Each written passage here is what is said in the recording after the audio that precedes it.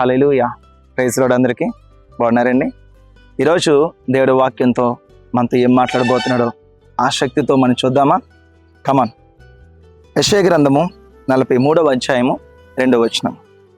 నీవు జలములలో పడి దాటునప్పుడు నేను నీకు తోడైయుందును, నదుల్లో పడి వెళ్ళినప్పుడు అవి నీ మీద పొర్లిపారువు.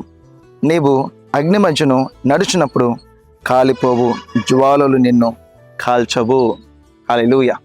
ఇక్కడ ప్రభు మాట్లాడుతున్నాడు జలములు అలాగే అగ్ని.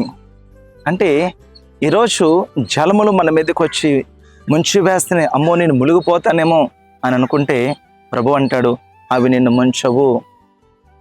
ఒకవేళ అగ్నిలో పడి అంటే దేని సూచిస్తున్నాడు? ఇక్కడ సమస్య, ఇబ్బందులు, ఇరుకులో దేవుడు యొక్క విషయంలో మనం అగ్ని వంటి శ్రమల గుండా మనం వెళ్తున్నామేమో. ప్రభు అంటాడు అగ్నిగుండ శ్రమలు నిన్ను తాకవు. అలాగే జలములు మునిగిపోయాను, అయ్యా నేను మునిగిపోతున్నాను, ఎవరు నన్ను లేపుతారా అనుకుంటున్నామేమో, మునిగిపోతున్నామేమో. No no no no no. క్రీస్తుని వెంబడిస్తున్న ఏ విశ్వాసి కూడా ములగడు. ఏ శ్రమ, ఏ సమస్యలో కూడా ఆయన ములగడు. ఎందుకంటే ప్రభు ములగనివ్వడు. జలముల్లో పడినను అవి నిన్ను ముంచవు. అగ్ని వంటి శ్రమలలో మనం వెళ్ళినప్పుడు అవి మనల్ని కాల్చి చాలవు. ఎందుకంటే దేవుడు మనల్ని పవర్ఫుల్ బిలీవర్గా చేశాడు. హల్లెలూయా. ఎప్పుడైతే సత్యము మనకు తెలుస్తుందో సత్యం మనల్ని స్వతంత్రం చేస్తుంది. యేసుక్రీస్తు ప్రభు మనల్ని తన విలువైన రక్తం పెట్టి మనల్ని కొన్నాడు.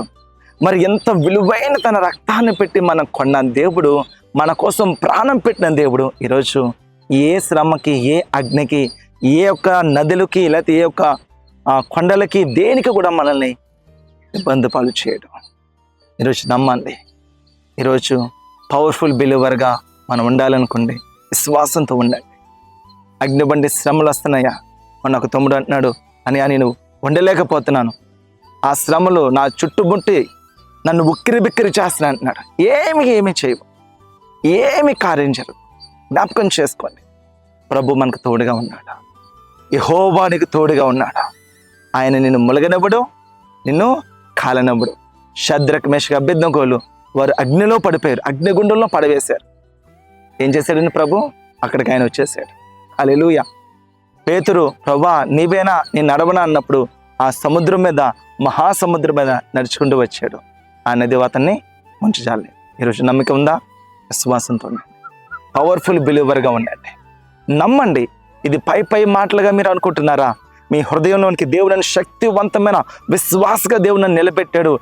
ఏవి ఎంత మాత్రం హాని చేయవు అని మీరు దృఢంగా నిలబడగలిగితే ప్రభు మీకు భరోసా ఇస్తున్నాడు. ఖచ్చితంగా ఏవి కూడా మిమ్మల్ని హాని చేయవు. దేవుడు కొద్ది మాటలు దీవించును గాక. May God bless you.